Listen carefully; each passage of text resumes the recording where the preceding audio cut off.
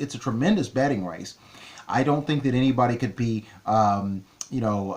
questioned or be condemned for whatever choices that they make. I think that you could make a case for a lot of these horses, but I do think that Mendelssohn, along with a couple of the long shots, is probably a horse that you don't really like. But there are some horses that people consider to be viable contenders that people don't like. Some people don't like Gronkowski simply because he hasn't had a race since the Belmont. Some people don't like Wonder Gadot simply because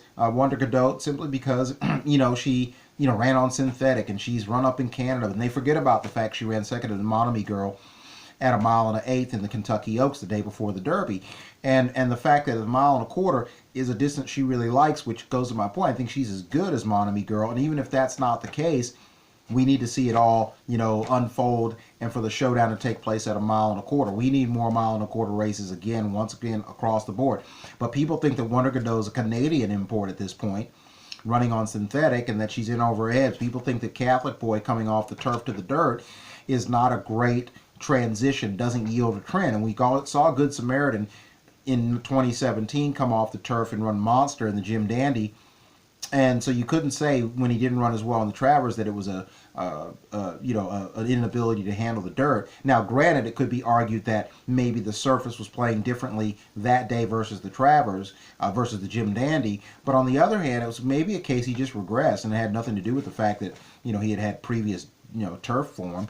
So with Catholic Boy, he has that dirt form, and people are going to question him, as I said before, simply because he has. And if he doesn't win, people are going to say, oh, he can't run on the dirt and everything like that. But Saratoga is not an easy surface. I've mentioned that countless times.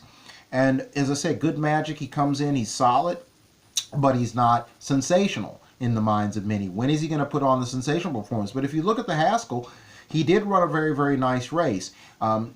So I think tactically he's the horse that he has shown more often that he can navigate a trip. But Wonder Gadot is the same kind of horse.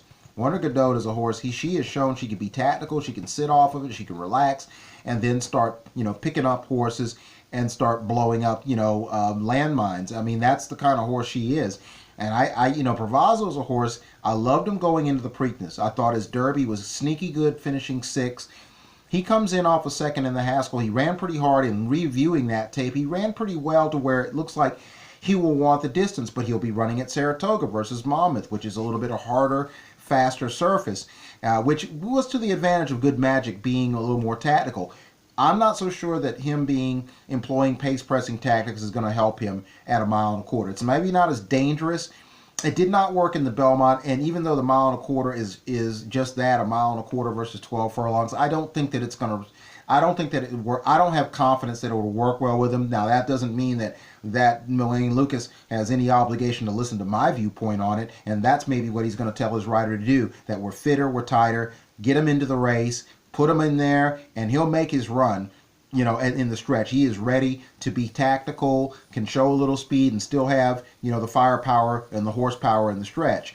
Maybe that's what Bravazo's sitting on, that the Haskell was just that, a prep to do well, way better on a track that he can get over and he can grind through, and Good Magic won't do as well. And if it's not so much Good Magic, it's one of these other horses.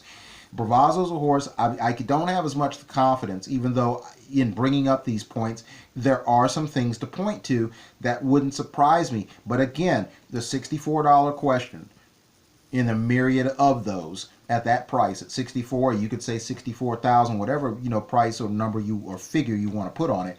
We just don't know which one of these horses is just going to jump up there and be sensational. And that's what makes it intriguing, but at the same time, extremely confusing for a lot of people. And again, Bravazo, I just don't have the confidence any more than I have with Vino Rosso, even though he came on very strongly in the stretch. Just because he came on strongly at 1.125 does not mean that he can do the same thing at 1.25. If he gets behind and he runs in spots and somebody else is ready to run, he's not going to hit the board, and if he does, it's going to be in vain. He's going to be futilely chasing either the top 3 or the top 4, depending on where he ends up finishing. So that's the biggest thing with him. And then Tenfold, I don't have any confidence in him. I don't think the pace pressing tactics that he employed in the Jim Dandy, where he drifted out so wide in the stretch, can be corrected. And if they have been corrected, I just don't think that's a great strategy. There's enough speed in here that he can sit off the speed and run a race a little bit more like what he ran the Preakness. I've stuck to my story So no matter how much I get interrogated by law enforcement or by the officers of the court in the thoroughbred industry, any journalist, fan, friend, nuanced fan, casual observer, it's like I'm basically, it's the same story that I had after the Jim Dandy and the Haskell and the Curlin Stakes were run. And the winner of that race is, if you don't already know, Hofberg is out with a fever.